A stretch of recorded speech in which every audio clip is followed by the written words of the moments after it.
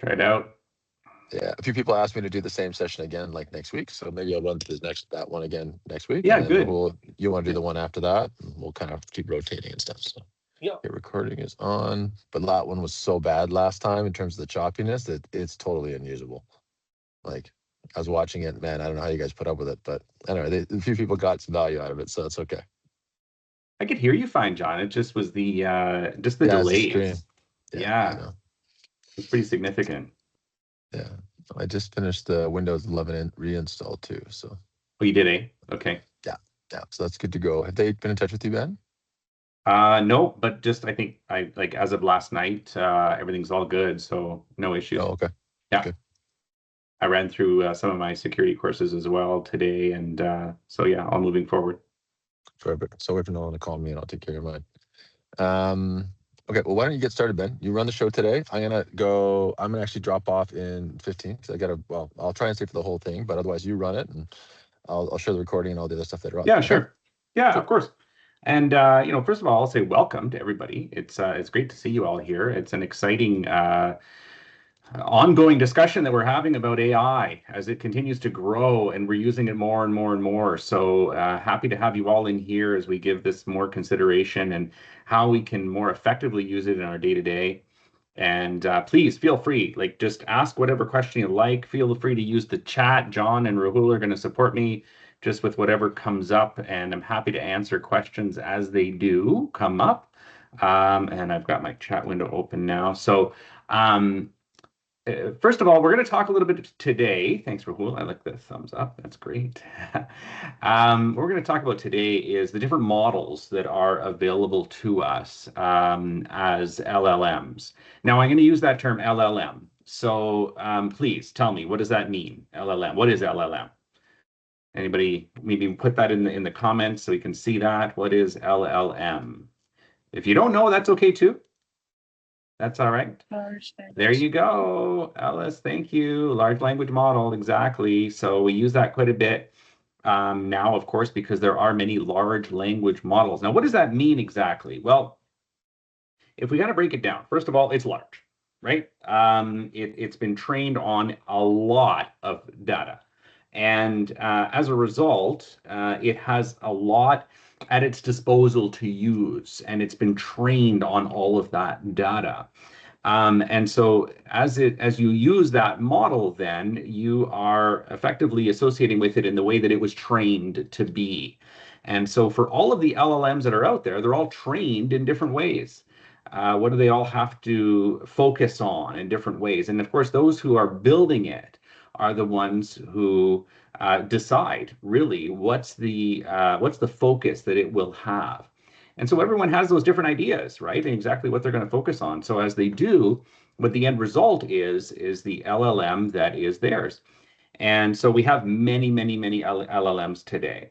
And the opposite to that, or I would say the piece beside that, would be the small language models, which are using less data at its core to as a basis or as a foundation to generate whatever it is that you're asking it to do. So as we talk about large language models today, we talk about the ones that are most popular, that are at our disposal right now, and what they can do. So who can name for me some LLMs? Just throw it in the chat or go ahead and speak out loud. Can you name some LLMs for me? Anthropic's Claude. What's that, John? Anthropic's Claude? You got it. Yeah. Anthropics is the company. Claude is the name. Absolutely. Any others out there? Maybe you've heard of, I don't know, maybe you've heard of ChatGPT. Maybe. Yeah, there you go. OpenAI, Andrea, you got it. OpenAI is again the company, kind of like Anthropic, and ChatGPT is the model itself that they produce. Other models that you may have heard of, Grok, that's Elon Musk's core, or Meta as well, which is the Facebook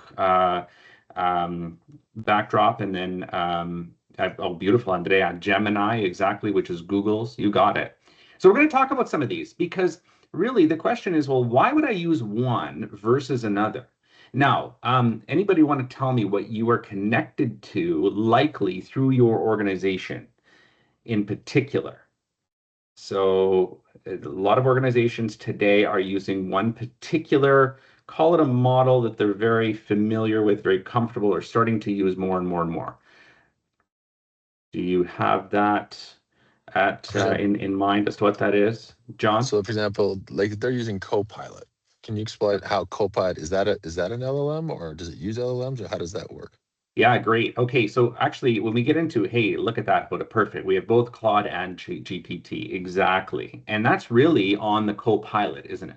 So Copilot is a tool that is now connected into the Microsoft environment and it stays within the Microsoft environment, which makes it so attractive to the organizations because everything sits within its own realm and it's not communicating and sharing information outside of that realm that you work in. Super important because that way you're not sharing information, sharing what shouldn't be shared, or accessing what's not shouldn't be accessed. So even within this realm, though, within Copilot, you have access to one or the other. And again, we're going to talk a little bit about, okay, well, which one am I even supposed to use, and why would I go here versus why would I go there?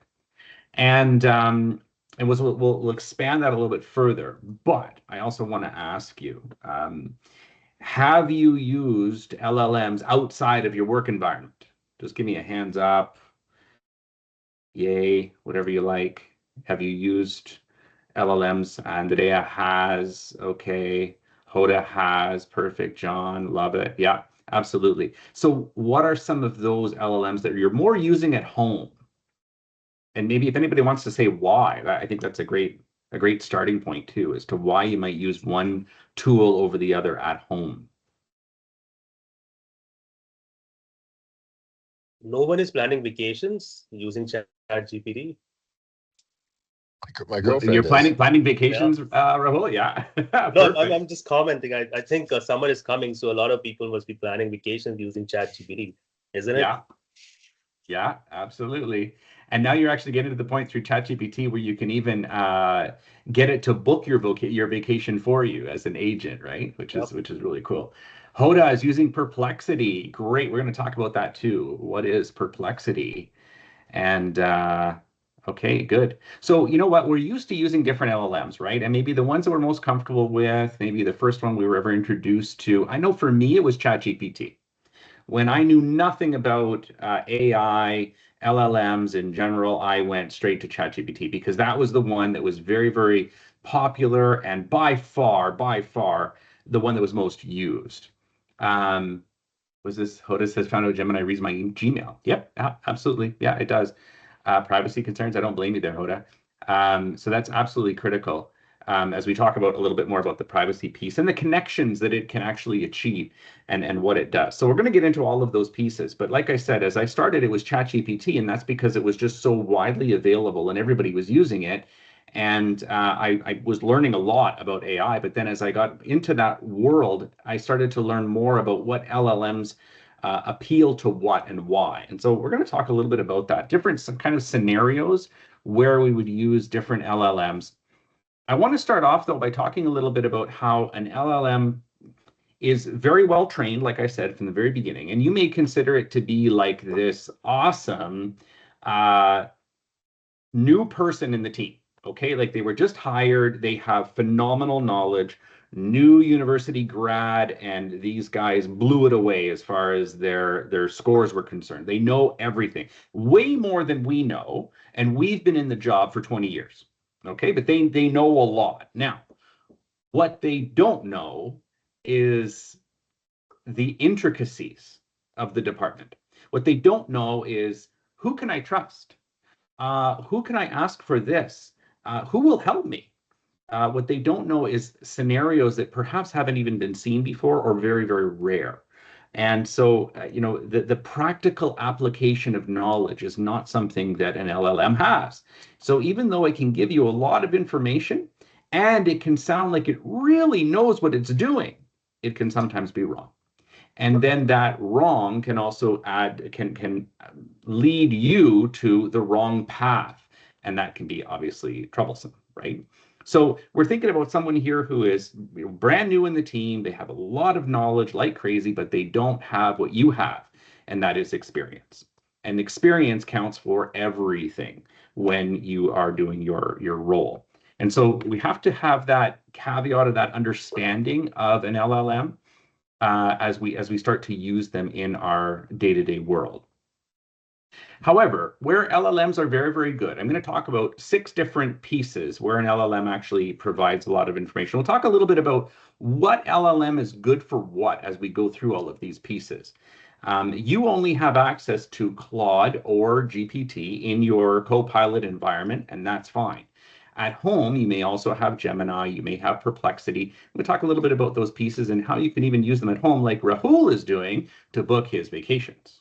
We'll talk a little bit about that too. So first of all, drafting and transformation. So I need to draft, whether it's emails, documents, et cetera, et cetera. Anybody want to tell me which they would use for that?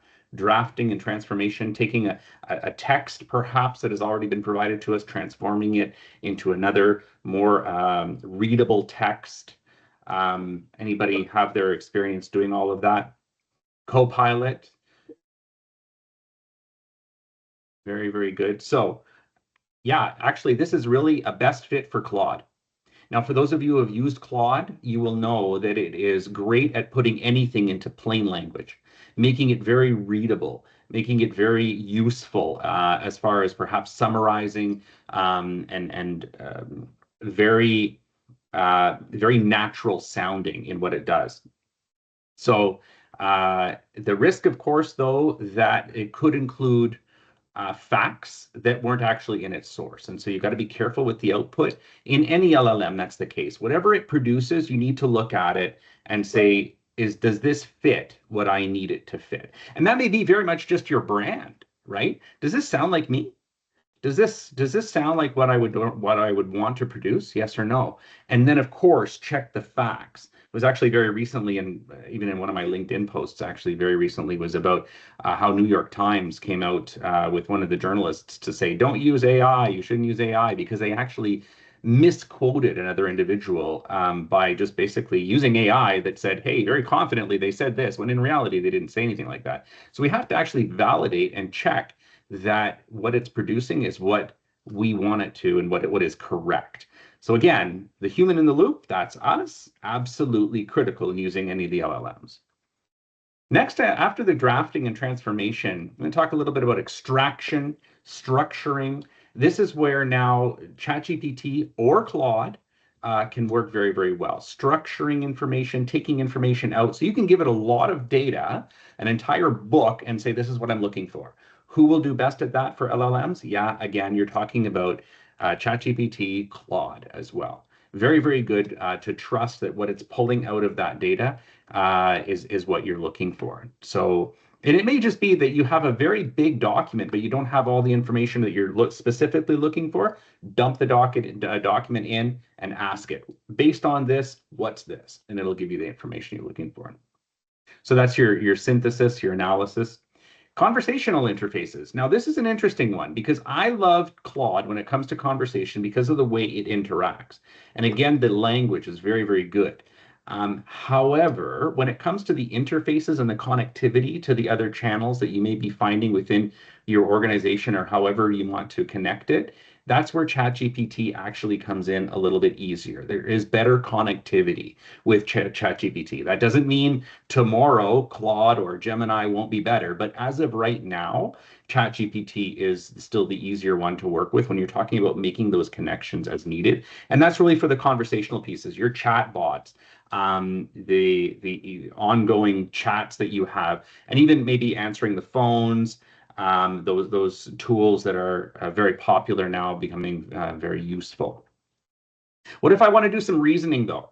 I needed to get some information and then tell me kind of what's the next step, or where does this go? What is the trend in all of this? Help me make a decision based on the information that I'm going to feed you. Which tool would I use? Claude. Claude does that. It's very, very good. It can weigh the alternatives very well. It can produce the information that you're looking for, very strategic, and that's just the way that it has been built. Also for coding, systems work, again, you're looking at Claude. And this has been one of its biggest focuses has been building through its LLM. So it's been very, very good at doing all of that, specifically with Claude. ChatGPT also very good, more so on the Microsoft side in general, but Claude overall for developers has been excellent.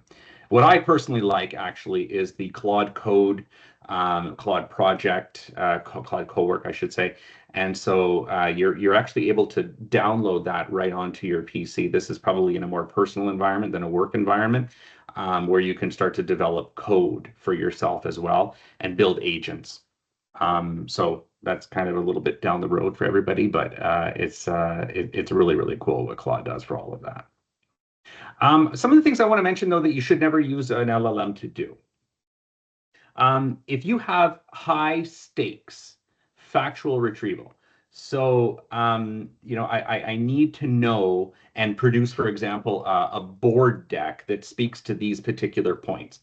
You don't go to an LLM to do that. Why? Well, an LLM is really it's generative AI. So it's taking information and then generating new information. Well, if it takes information, numbers specifically, and then generates a new number, you could actually be looking at the wrong numbers. It could be producing something that, again, sounds very, very accurate, and in reality is out the window. It's not real, right? And so when it comes to when it's high stakes and it's factual retrieval, you wouldn't use an LLM.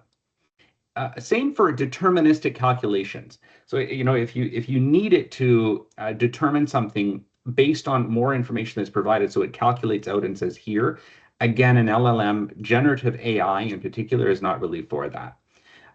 Also, I would say if there's something irreversible as far as actions are concerned. Now, we're talking to a lot of companies about building chatbots, for example, or customer service support, okay, where it actually answers the phone and gives information to clients, or answers emails, whatever, chats online.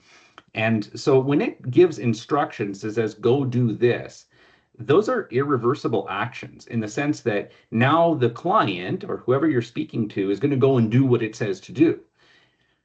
The challenge with that is, what if it's wrong? And you won't know it's wrong until you look at it. And this is where you have a huge risk, because now your client may simply say, thanks for nothing, and walk away, right? Because the reality is you've given them wrong information. You've put your trust in a tool that has now misguided you. And so this is where, again, the human in the loop is so absolutely critical. And for all of anybody who's thinking about, oh no, what am I going to do? Maybe AI is going to take over my job. I'm not going to be able to, find a next role. Listen, you and your experience, as I have stated before, is what actually counts the most. That's critical. And so the human in the loop, as I said before, is you. And you're the ones now that are becoming, as you use AI, the supervisors of the output that it's creating for you. You're the one who determines, is it or is it not correct? What do I even do with this? And so you can move a lot faster, which is great. And so you can produce great output even faster than ever. But you want to make sure that it's correct. And so those calls that you used to get, or you probably still get, let's face it, on the weekends, and says, I need a report for the board by Monday morning, and here's a bunch of information you need to summarize and have accurately done for me. Well, in the past, there was my weekend, right? Like I had to spend the entire time building all of that and focusing on it. And my weekend's gone. Say goodbye to the family. And so I get to Monday morning, and then it's still like, hey, listen, you know what? I'm sorry for the fact that I don't have Appendix C and D. I wanted to, but I just didn't have time. Now that comes into, you could probably get it done in 15 or 20 minutes, because you can process that information using your LLMs and produce something that is very good. And you can go through it now and just correct it. So now it's basically like you have someone that you've hired onto your team, they produce it for you, you check it, and then you can send it out afterwards or use it as a guide for you. And that's really, again, where you come into the need and the importance of it. So if I just quickly go through a few things, I want to show you this. And what I'm going to do is share my screen. I'm going to ask one question, okay? And the question is, I'm going to share this across the LLMs, and so we can see all the output here. So my question is, what are the top 3 risks when a large bank deploys a customer-facing AI chatbot? Now I'm going to go across 4 different LLMs, although I explain a little bit about what the last one might be, why it's not quite an LLM. I'm just going to share my screen here, and sorry, 2 seconds. It's not the right button. Okay. Yeah.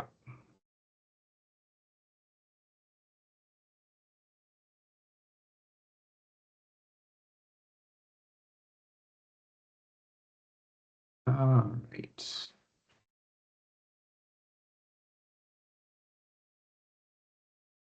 Great. This is my glass, but I'm not really sure. Let's go over to ChatGPT. Everyone can see my screen? Yep. Okay, good, good. All right, so let's just post this in. Now, this is ChatGPT, all right? So very, very simple question. I've actually just done it as a paste. It actually just looks like an image. So when I throw it in there, it'll read it. It knows what to do. I'll show you another example. See there, it says the top 3 risks. So it obviously could read the image itself. Okay, so just take a look at the response, okay? Not very long, 1, 2, 3, point, right? And then it goes on to additional major concerns. All right, that's ChatGPT. Now in a co-pilot scenario, same. You're using ChatGPT, okay? I'm gonna pop over to Claude and see what it says there. Now, let me see if I can actually show you what this will do. When I just do it a little bit differently here, I'm gonna speak to it. Why am I speaking to it? Well, about majority of developers today are just simply speaking to the LLM. They're not even typing to it. That will speed up your work by about 80%. No, sorry, wrong. It's 80 times faster to speak to it than it is to type, just FYI. So here it is saying good afternoon. Thank you very much. Going to click on the thing here. What are the 3 principal risks when a large bank deploys a customer-facing AI chatbot?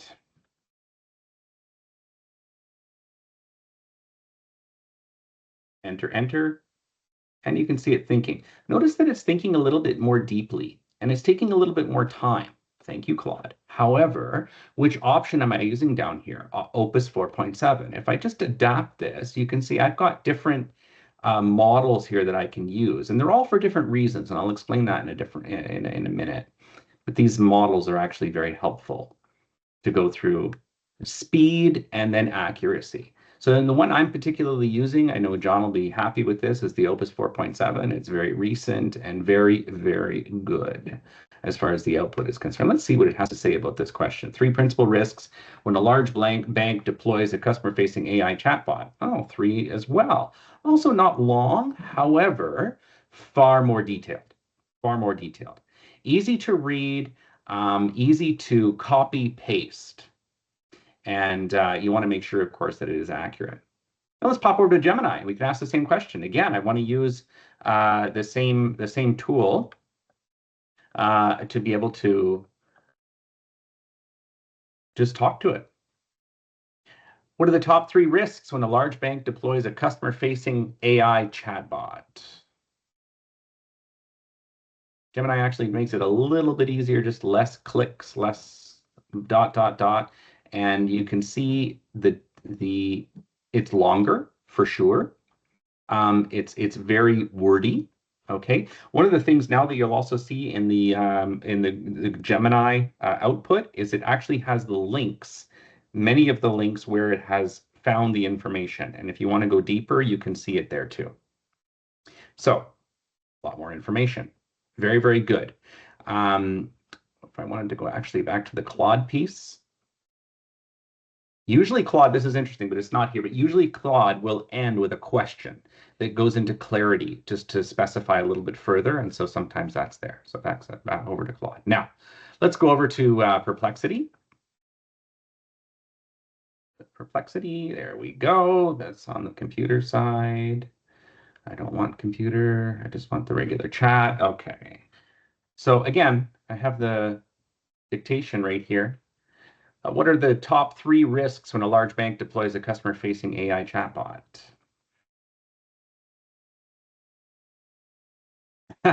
You see what it did? It didn't even pick it up. All right. That didn't help. Let's try that again. What are the top 3 risks when a large bank deploys a customer-facing AI chatbot? Hey, there we go. Good, good, good. So now Perplexity actually is not an LLM. And the reason I say that is because, and that may just be my personal opinion, but it's typically not. It's not actually not made to be an LLM. What it is it's using a multitude of LLMs to figure out what does this person look like looking for, and where can I find the information best based on what they are looking for in particular.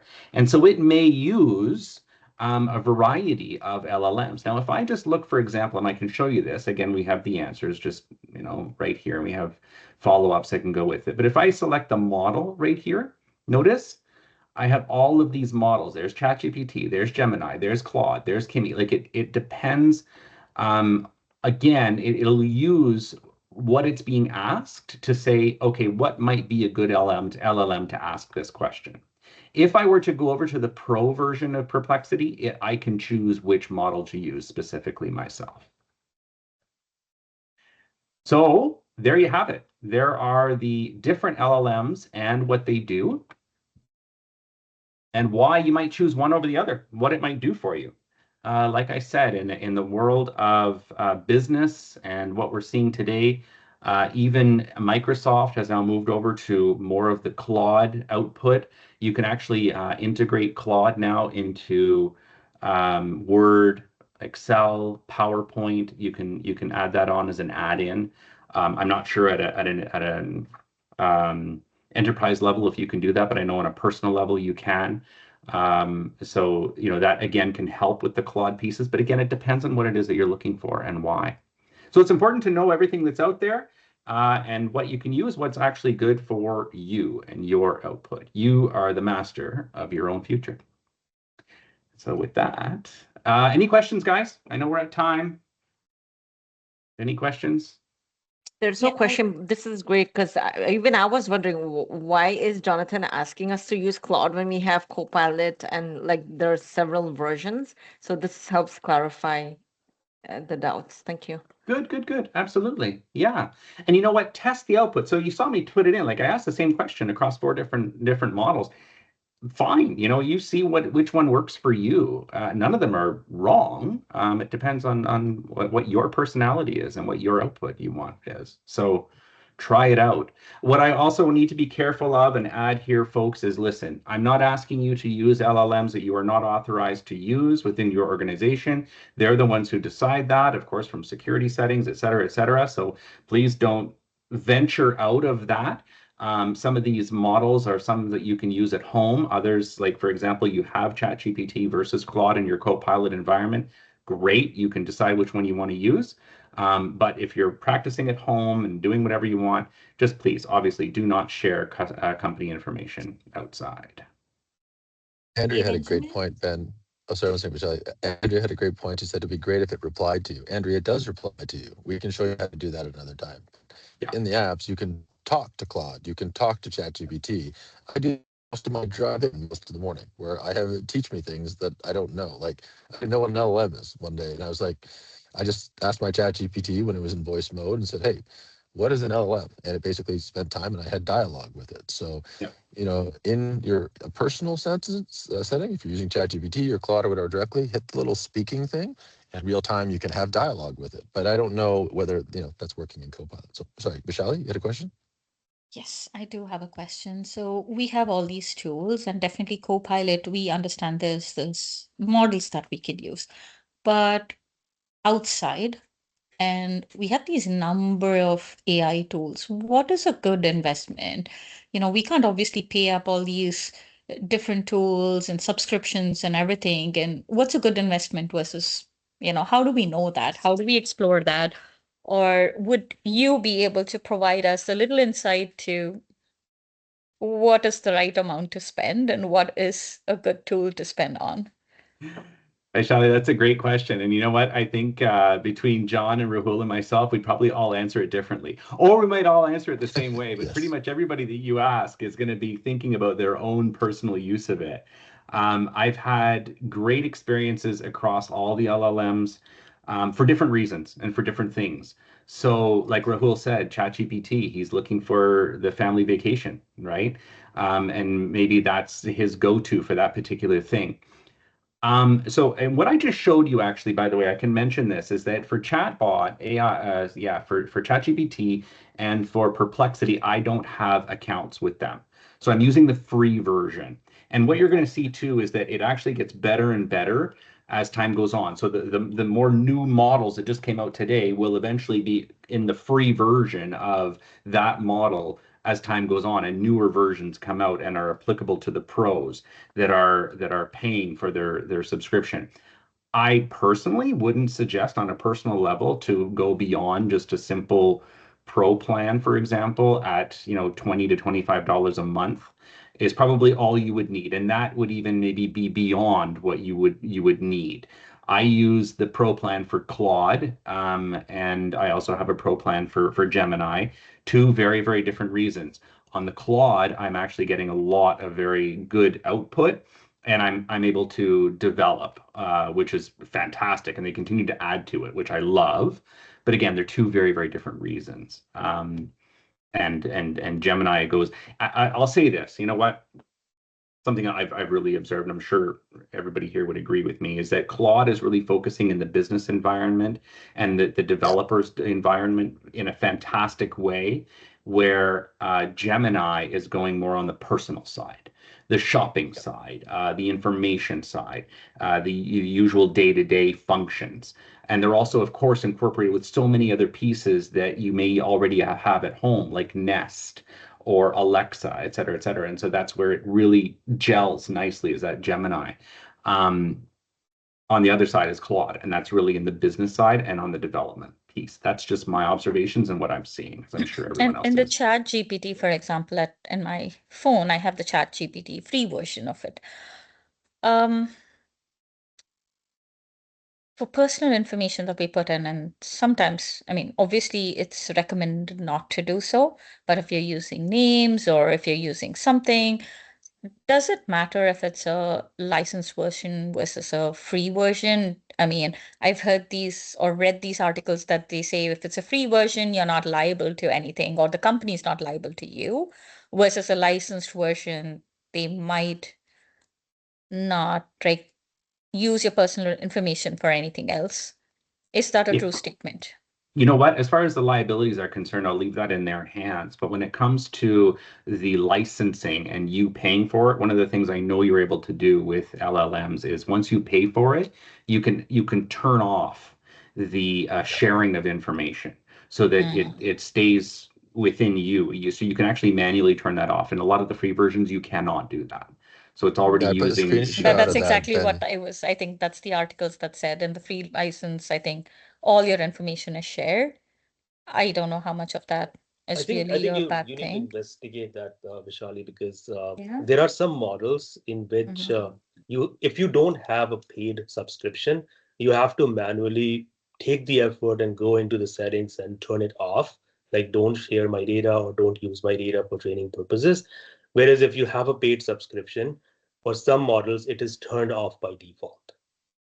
So you have to play around with the settings, and you can do that manually if you're on a free version. The other point I would like to make, just building on what Ben was saying, it really depends on the use case. I have a lot of friends and some family members as well who use LLMs, and Mhm. for majority of them, for the tasks that they do, the free version is more than enough. yeah. If you have a specific use case, like Ben uses Claude to code and I use Claude to code as well, then you might need a paid version. But then again, it also depends on what kind of paid version. So one is the paid version where you can talk to the LLM, like you can use the web interface. The other one is if you're using the APIs, right? So let's say you're building an application and you need to build APIs to talk to the model behind the scenes, not through the chat interface.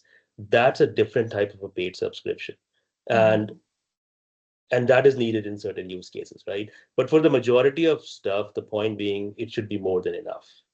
Okay. Yeah. Yeah, and also the degree of personalization you want too. If you want to personalize it, then using the $20 a month adds a lot of value. So I started using the $20 a month. I saw a huge value in doing that with ChatGPT. But over time, I found I needed to do more like a briefing of a document or analysis and a lot more deeper thought research. So I actually moved my whole workflow over to Claude, and I started using Claude. And I literally exported all the memory that I had in ChatGPT because it was paid version over to Claude. I turned off the privacy settings so that's not using my information for training data and whatnot, which is a screenshot I put in there. And now I use Claude exclusively. But sometimes when I've got something going on Claude, like Ben just did here, I'll dump it into different LLMs and see the outcome. But I have it paid Gemini as well because it connects to my email, my calendar, my sheets and stuff. So it's just easier for me to go to Gemini and say, hey, what urgent emails do I have, right? Versus, and you can do the same thing. You can connect that to ChatGPT.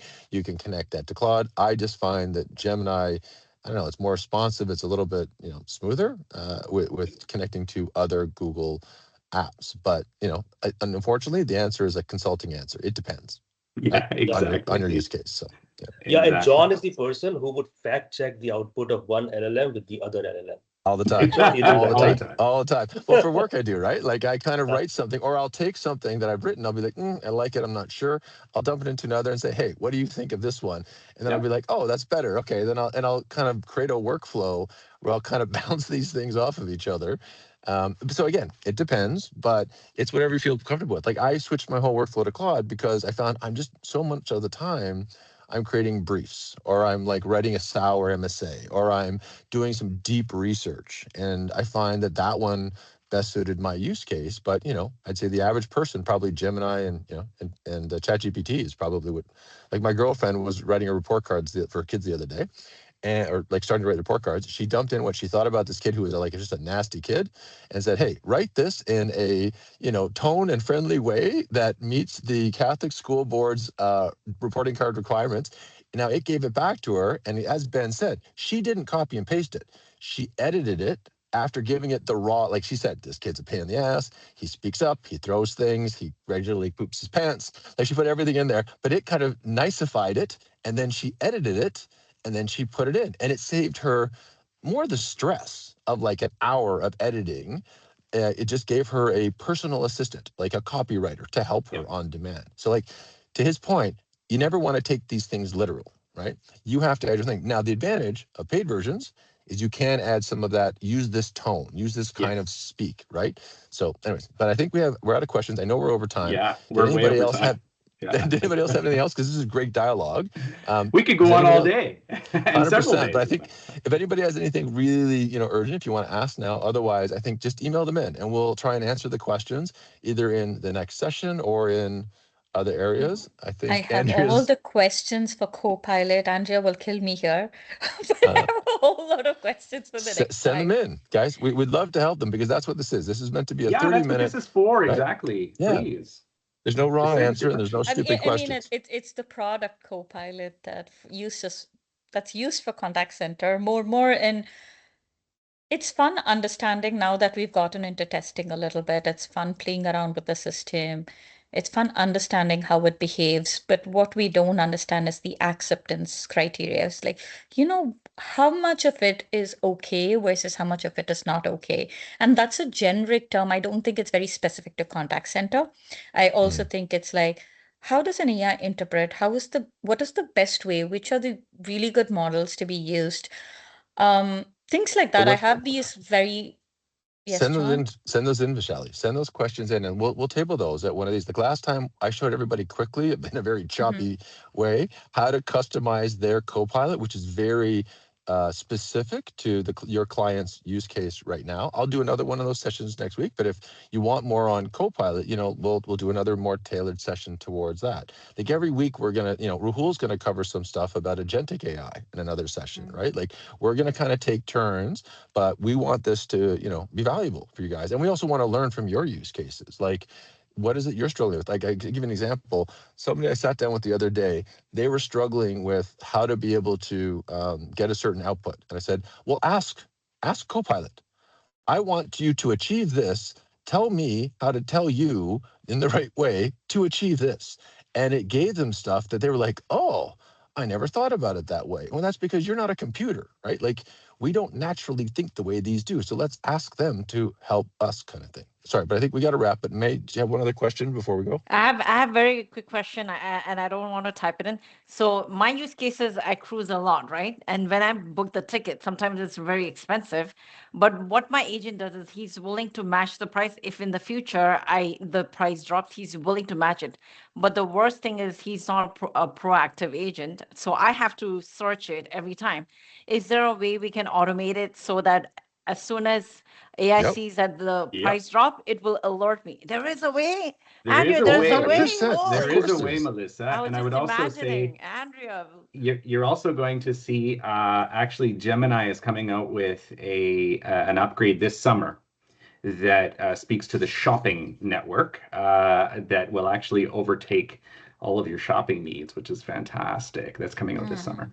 But Yeah, more they to actually come just on had that a one. big thing on it, right? Yeah, so let's dedicate something on maybe the agentic side too, Ben, and Rahul, where we can Absolutely. show Oh them that man, example yeah, and no stuff. kidding. Okay, The other one because I know we're too, John, I would say is just prompting in general, right? yeah, I agree. Natural language processing and prompting is just, I think, really, really valuable. The how. And just guys, I really want to state here that this was really super generic what I was considering today, just kind of flying by. And the point through all of this is, yes, the outputs are different. So as you see what they do, that's what's really important. Like that's the main message we want you to understand is the outputs are different across the LLMs. How and what, Vishali, I think it's a really great opportunity then. If you've got a very specific use case, we can take that and then show, how to use the LLMs to answer exactly what you're looking for, because different questions can, use different LLMs to answer them. What I about love May's. automation, development, and things like that?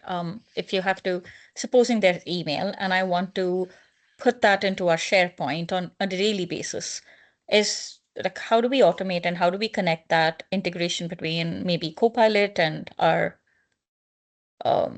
the You, SharePoint basically so in if you're trying to work do that in a work capacity, Michelle, you need certain type of Copilot and certain type of Yeah. co-work and whatnot. So licensing, right? yeah. So I think that's probably a longer discussion, but all great discussions. I think we've captured them in the recording. But anything else you think of, guys, just send them into the invite that I sent this out to, and we'll organize them, categorize them, and we'll put them in future sessions. And this one being a lot less choppy than the last one, will actually like curate and post because Ben did a phenomenal job. And we'll send you guys the links so you guys can see them and find them and share with your friends, because like this is meant to be like, we want to help you guys to learn but and empower you, but we also want to learn from your experience as well. Cool. Absolutely. Let's keep bringing them in. 100%. Thank you for these sessions. Thanks everybody. Thanks everybody. Bye. Great job, Ben. Thanks Take for holding. care. Bye Bye. guys. You guys, take care.